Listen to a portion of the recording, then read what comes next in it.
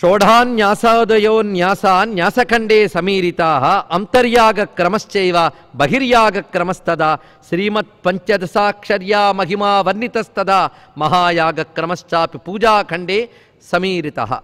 ఇక్కడి వరకు అమ్మవారి చరిత్ర ఒకటి, రెండు ఉపాసనా సంబంధమైన విషయాలు. ఇవి నిజానికి ఉపన్యాసాలుగా చెప్పుకోవడానికి లేదు, గురు శిష్యుల మధ్య మాత్రమే చెప్పే అంశములు హయగ్రీవ స్వామి వారు చెప్పేట అగస్త్యుల వారికి.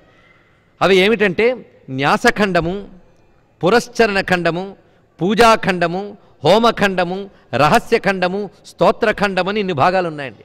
ఖండం అంటే భాగం, ఒక్కొక్క భాగాల్లో ఎన్ని చెప్పాడు. ఇంతవరకు చరిత్ర లలితోపాఖ్యానం. తర్వాత ఏమిటి న్యాసఖండం. న్యాసంలో అమ్మవారి ఆరాధన చేసేవారు ఏ ఏ మంత్రములు ఎలా ఎలా న్యాసం చేసుకోవాలో కూడా చెప్పేట హయగ్రీవ వారు. అది షోఢాన్యాసము మొదలైనటువంటివి, అంటే 6 విధాల న్యాసముల్ని బోధించి చెప్పాడు. అదేవిధంగా ఉపాసనకు సంబంధించిన అంతర్యాగము, బహిర్యాగము, మహాయాగము ఇవన్నీ పూజాఖండంలో చెప్పారు. ఇక పురశ్చరణ ఖండంలో జపములంటే ఏమిటి, వాటి లక్షణములు ఏమిటో బోధించేట. ఇక హోమఖండంలో అమ్మవారి హోమం ఎలా చేయాలి, ఆ హోమద్రవ్యములేమిటి, ఆ చక్రరాజ్యం యొక్క విశేషాలేమిటి, ఇవన్నీ చెప్పారు. అందుకే హోమఖండే త్వయా ప్రోక్తో హోమద్రవ్య విధిక్రమ చక్రరాజస్య విద్యాయా శ్రీ విద్యా దేశికాత్మనో రహస్యఖండే తాదాత్మ్యం పరస్పరముదీరితం స్తోత్రఖండే బహువిధా స్తుతయ ప్రకీర్తితా. స్తోత్రఖండంలో అమ్మవారి యొక్క రకరకాల స్తోత్రాలు చెప్పేట. అంటే లలితా విద్య ఎంత ఉందో ఇక్కడ పరిశీలిద్దాం. లలితోపాఖ్యానమే కాక ఇన్ని ఖండములతో అమ్మవారి యొక్క విద్య అంతా మనకు లభిస్తున్నది. ఈ స్తోత్రఖండము తర్వాత నువ్వు సహస్రనామాలు చాలా చెప్పు. అందులో మంత్రిణీ దండినీ దేవ్యో ప్రోక్తే నామసహస్రకే. మంత్రిణీదేవి, దండినీదేవి వీరిద్దరి యొక్క సహస్రనామాలు చెప్పు. అంటే శ్యామలా సహస్రము, వారాహి సహస్రము, ఇద్దరి సహస్రనామాలు చెప్పు. ఇంతవరకు అన్నీ బాగున్నాయి, అన్నీ చెప్పినట్టే అనిపించింది, కానీ ఒక్కడు చెప్పలేదయ్యా. అది నతుశ్రీ లలితాదేవ్యా ప్రోక్తం నామసహస్రకం. లలితాదేవి యొక్క సహస్రనామములు చెప్పలేదు. ఎందువల్ల చెప్పలేదు ఇది అడుగుతున్నారు. గురువుగారు ఎందుకు చెప్పరు, మనం ఒకటి ఆలోచించాలి. ఒకటి శ్రద్ధ లేకపోతే చెప్పరు. అగస్త్యుల వారికి శ్రద్ధ లేదంటే మనకు పాపం వస్తుంది. అదేవిధంగా ఒకానొక అర్హత చూడాలి ఏది చెప్పేటప్పుడు కూడా. ఆ అర్హత వచ్చిందో లేదో అనేది గురువు గ్రహించి చెప్తాడు. అయితే ఆయన ఇష్టం వచ్చినప్పుడు ఆయనే చెప్తాడు, నువ్వు ఊరుకోకూడదు. వీళ్ళు అడుగుతూ ఉండాలి. అడుగుతున్నారు కదా అని ఆయన చెప్పడు. వీళ్ళు అడగడం వీళ్ళకి శ్రద్ధకి సంకేతం. ఆయన పరిశీలన ఆయనకు ఉంటుంది. ఎప్పుడు అర్హత వస్తే అప్పుడు చెప్తారు.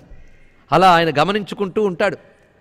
అందుకు నతుశ్రీ లలితాదేవ్యా ప్రోక్తం నామసహస్రకం తత్రమే సంశయోజాతో హయగ్రీవా దయానిధే. ఓ హయగ్రీవా దయానిధి. చూసారా సంబోధనలు ఎంత గొప్పగా ఉన్నాయో. ముందేమన్నారు సర్వశాస్త్ర విశారద అని, ఇప్పుడేమిటి దయానిధేట. గురువుగారికి జ్ఞానం ఎంత ఉంటుందో దయ ఎంత ఉంటుందండి. కేవలం జ్ఞానం ఉన్నంత మాత్రం లాభమే ఉన్నది. దయ అంటూ ఉంటే కదా ఆ జ్ఞానం మనకు లభిస్తున్నది. అందుకు గురువుకు ఉండవలసిన గొప్ప లక్షణం ఏంటంటే జ్ఞానంతో పాటు దయ ఉండాలి. ఆచార్యుడికి కారుణ్యం చాలా ప్రధానం. అందుకే దయానిధే. ఎందుకయ్యా నాకు చెప్పలేదు నువ్వు? కిం వా త్వయా విస్మృతం తజ్ఞాత్వా వా సముపేక్షితం. నువ్వు మరిచిపోయావా చెప్పడం? ఎందుకంటే అనేక విషయాలు చెప్తూ ఉన్నప్పుడు మర్చిపోవచ్చు, గుర్తు చేస్తే తప్పేం లేదు.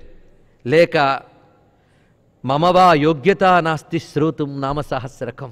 ఇలా అడిగాడంటే అగస్త్యుల వారే అడిగారంటే ఇంకే ఎంత ఉండాలో చూడండి. శిష్యుడికి వినయం ఎంత అవసరమో. మమవా యోగ్యత నాస్తి శ్రోతుం, సహస్రనామాలు వినడానికి నాకు యోగ్యత లేదా అని అడిగట. ఇప్పుడంటే మనకు చాలా సులభంగా పుస్తకం దొరికిపోతుంది కనుక విలువలు ఎలాగో తెలియట్లేదు విద్య గురించి. కానీ పెద్దలు ఎంత శ్రమించి, ఎంత తప్పించి, ఎంత మథనం చేసి వాళ్ళు తీసుకొస్తే మనం సులభంగా పొందేస్తున్నాం.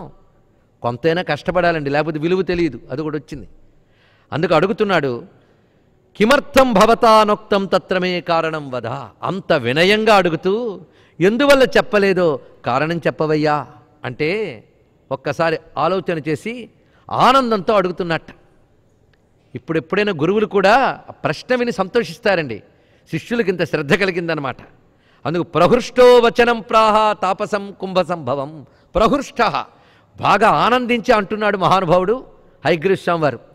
లోపాముద్రాపతే అగస్త్య. ఇదేం సంబోధన అండి. వాళ్ళ ఆవిడ పేరుతో పిలవడం. ఫలానా వారి భర్త గారు అంటేనే అగస్త్యుల వారు గుర్తింపా ఏమిటో మరి ఆవిడ గొప్పతనం అంతటిదండి. కొంతమందికి సాధారణంగా ఆవిళ్ల వల్లే ఆయనకి గౌరవాలు వస్తూ ఉంటాయి. అలా అగస్త్యుల వారి విశేషంలో ఇక్కడ లోపాముద్రాపతే అగస్త్య అని సంబోధించడంలో ఎంత అద్భుతం ఉన్నదో. ఎందుకంటే ఈ లోపాముద్ర సామాన్యురాలు కాదు, ఈవిడ అమ్మవారి మహాభక్తురాలు. లేకపోతే సహస్రనామాల్లో చోటు సంపాదించుకుందంటే ఈ తల్లి ఎంత గొప్ప తల్లి అండి. అమ్మవారి విద్యకు సంబంధించిన గురువుల్లో ఈ తల్లి కూడా ఒకరు, గురు పరంపరలో ఒకరు. అందుకు మన లోపాముద్రాదేవిని అగస్త్యుణ్ణి కూడా గురు పరంపరలో చెప్పుకుంటాం. ఖడ్గమాల చదివే అలవాటు ఉంటే లోపాముద్రామయ్యే నమః అగస్త్యమయ్యే నమః అంటున్నామా లేదా? అంటే వాళ్ళిద్దరూ ఎవరు మనకి గురువులు. అందులో ఒక గురువు ఇప్పుడు అడుగుతున్నవాడు, ఒక గురువు లోపాముద్ర. ఆవిడ పేరుతో సంబోధిస్తున్నాడు ఇక్కడ. లోపాముద్రాపతే అగస్త్య, లోపాముద్రకు పతి అయిన అగస్త్యుడా అంటే నువ్వు సహస్రనామాలు వినడానికి అర్హత ఏమిటంటే ఆవిడకి భర్త కావడమే. ఇదొక విశిష్టమైన అంశం అండి. లోపాముద్ర సామాన్యురాలు కాదు. ఆ తల్లి మొట్టమొదటి అగస్త్యుల వారిని వాళ్ళ నాన్నగారు చెప్పగా చూసినదిట. వాళ్ళ నాన్నగారు నిర్ణయించారు, అగస్త్యునికి ఇచ్చి నీకు వివాహం చేయాలనుకుంటున్నాను అంటే అగస్త్యుడినే పతిగా భావించింది ఆ తల్లి. కానీ అగస్త్యుల వారితో చెప్తే ఆయనకి ఇంకా సంసార జీవితంపై ఆసక్తి లేక విరక్తుడై అంగీకరించలేదు. కానీ ఆ తల్లి అగస్త్యుడే తన భర్త నిర్ణయించుకున్నది. ఎలాగైనా అగస్త్యుడు తనను చేపట్టేలా చేసుకోవాలని నిర్ణయించుకుందిట.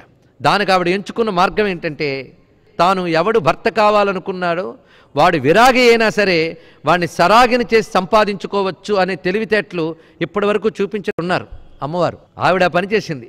విరాగి అయిన పరమేశ్వరుని తపస్సుతో మెప్పించి సరాగిని చేసి ఆయన్ని తనకు పతి చేసుకుంది. ఆ అమ్మవారే తన గురువు అని నిర్ణయించుకుని ఆ అమ్మని ఉపాసన చేయాలనుకుందండి. అనుకుని అనేక మంది గురువుల వద్దకు వెళ్ళింది, నాకు అమ్మవారి ఉపాసన చేయడానికి కావలసిన ఉపాసనా మార్గం చెప్పండి అని. కానీ నిజానికి ఏమిటో కానీ ఏ గురువు ఆమెకు ఉపాసనా మార్గం చెప్పలేదు.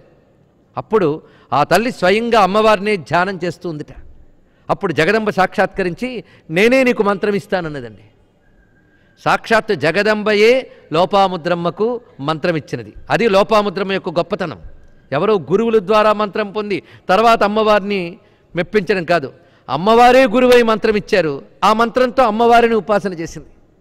ఆ ఇచ్చిన మంత్రం ఏంటి లోపాముద్ర కంటే మనకు ఎలా తెలుస్తుంది? ఎందుకంటే శ్రీ విద్యలో ఇదే మంత్రమని నిర్దేశించడానికి లేదండి. చూడ్డానికి 15 అక్షరాలు కనిపిస్తూ ఉన్నప్పటికీ దీనికి అనేక భేదాలు ఉన్నాయి. 12 రకాల భేదాలతో శ్రీ విద్యను ఉపాసించిన వాళ్ళు ఉన్నారు. ఇప్పుడు ప్రసిద్ధిగా దొరుకుతున్నది కాది విద్య. కకారంతో మొదలయ్యే 15 అక్షరాలు. ఇది కాక హాది విద్య అని మరొకటి ఉన్నది, లోపాముద్రా విద్య అని మరొకటి ఉన్నది. ఇలా అనేక రకాలు. ఈ హాది విద్యనే లోపాముద్రా విద్య అంటారు కొంతమంది. వేటి పరంపర వాటుకున్నది. ఇలా 12 పరంపరలు ఉన్నాయి శ్రీ విద్యలో. కాది విద్య అనేది మన్మథుడు ఉపాసించిన విద్య. ఇక విష్ణువు ఉపాసించింది, కుబేరుడు ఉపాసించినది, మనువు ఉపాసించింది, ఇంద్రుడు ఉపాసించినది, సుబ్రహ్మణ్య స్వామి ఉపాసించినది, శివుడు ఉపాసించినది, ఇంద్రుడు ఉపాసించినది. ఇలా అనేక రకములైన శ్రీ విద్యా సంప్రదాయాలు ఉన్నాయి. వాటన్నిటికీ నమస్కారం. సంప్రదాయాలు ఎన్నైనా అమ్మ మాత్రం ఒక్కరే. వారి వారి యోగ్యతలను అనుసరించి సంప్రదాయ పరంపరల్లో సాధన చేసుకోవాల్సిందే. అయితే ఇందులో ఏ సంప్రదాయం గొప్పది ఆ ప్రశ్న మాత్రం అనకూడదు.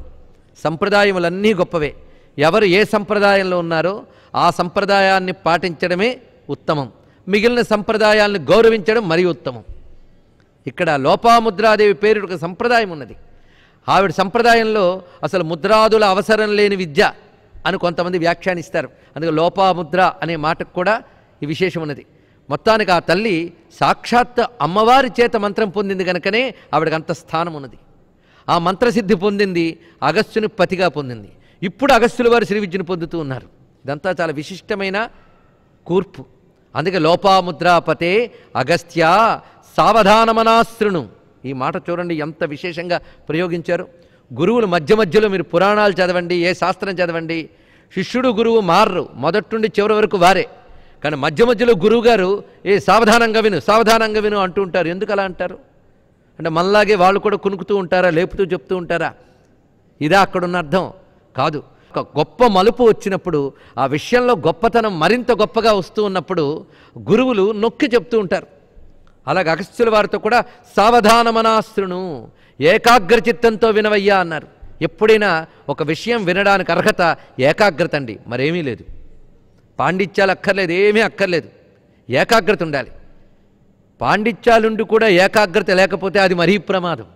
అందుకే ఏకాగ్ర బుద్ధితోనే విద్య వినాలి గనక లలితా సహస్రనామాలు వినడానికి ప్రధానమైన అర్హత ఏమిటి? ఏకాగ్రత. అందుకే సావధానమనాశ్రణం నామ్నాం సహస్రం ఎన్నోక్తం కారణం తద్వదామితే. నేను ఎందుకు చెప్పలేదో వివరిస్తున్నాను చూడు. ఒకటి, రహస్యమితి మత్వాహం నోక్తవాంస్తేన చాన్యధా. ఇవి రహస్యనామములు, అందుకే చెప్పలేదు అన్నాడు. రహస్యనామములు అంటే అర్థం ఏంటి?